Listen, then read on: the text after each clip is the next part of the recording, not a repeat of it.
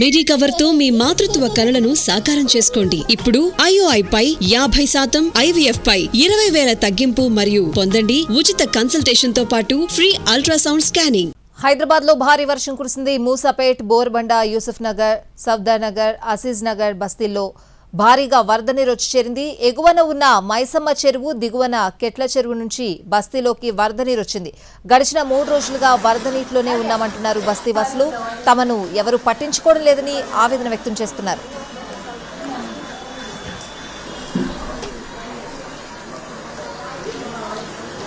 బస్తీ గురించి మరింత సమాచారం మా ప్రతినిధి కిరణ్ అందిస్తారు.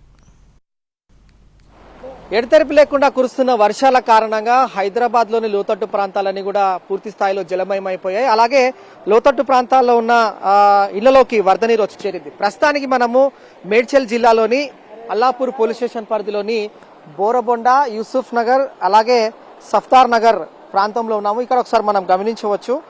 మేడ్చల్ జిల్లా అల్లాపూర్లోని ఎక్కడైతే బోరబండ, యూసుఫ్ నగర్, సఫ్దార్ నగర్ బస్తీలో భారీగా వరద నీరు వచ్చి చేరడంతో గడిచిన 3 రోజుల నుంచి కూడా ఈ ప్రాంత ప్రజలందరూ తీవ్ర ఇక్కట్లు ఎదుర్కొంటున్నారు. అయితే ఎడతెరిపి లేకుండా కురుస్తున్న వర్షం కావచ్చు, అలాగే ఎగువ ప్రాంతంలో ఉన్న మైసమ్మ చెరువు, అలాగే చెరువు నుంచి పూర్తి స్థాయిలో కూడా పెద్ద ఎత్తున బస్సులోకి వరద నీరు ప్రవహించడంతో బస్తీవాసులందరూ కూడా తీవ్ర ఇబ్బందులు ఎదుర్కొంటున్నా ఉన్నారు. గడిచిన 3 రోజుల నుంచి కూడా ఇదే సిచ్యువేషన్ కొనసాగుతుందని బస్తీవాసులు ఆవేదన వ్యక్తం చేస్తున్నారు. మనతో పాటు బస్తీవాసులు, వారితో మాట్లాడదాం.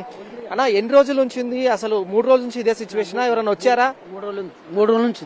మరి ఇబ్బందులు అవుతున్నాయి. ఇటు నుంచి అటు వెళ్ళాలన్నా కూడా, అటు నుంచి ఇటు రావాలన్నా కూడా మొత్తంగా వాటర్. చూడన్నా, ఏమంటే కష్టం చేస్తాము. కష్టం చేయాలంటే పారు చేయాలి కదా, తప్పదు కదా. కష్టం చేయాలంటే పారు చేయాలి.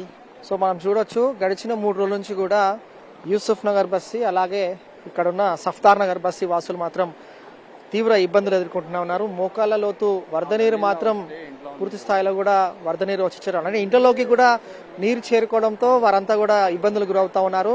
ఇక స్థానికంగా అంటే మైసమ్మ చెరువు ఎగువ ప్రాంతం నుంచి పూర్తి స్థాయిలో అక్కడి నుండి నీరంతా కూడా ఈ ప్రాంతంలోకి రావడం వల్ల ఈ ప్రాంతంలో పెద్ద ఎత్తున కూడా భారీగా ప్రవహిస్తున్న నాలా నీరు, అలాగే వర్షపు నీరు అంతా కూడా ఒక్కసారిగా ఇక్కడ స్టాగ్గా అయిపోవడం వల్ల స్థానికులందరూ కూడా ఇబ్బందులు ఎదుర్కొంటున్నారు.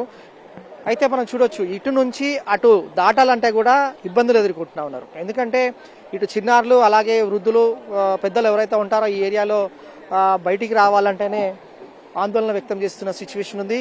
అయితే నాలా సమీపంలోనే ఇల్లులు ఉండడం, అలాగే మైసమ్మ సంబంధించిన చెరువు ఏదైతే ఉందో అదంతా కూడా ఇక్కడ వర్షం నీరు రావడంతోనే చాలా ఇబ్బందులు ఎదుర్కొంటున్నామని చెప్తున్నారు.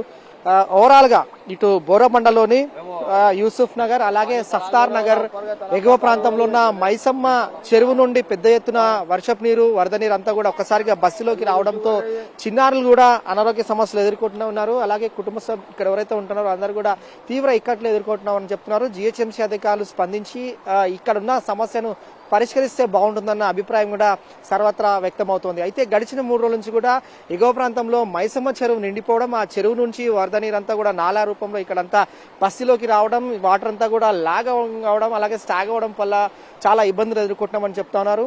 ఇది ఇక్కడ లేటెస్ట్ అప్డేట్. O2 studio.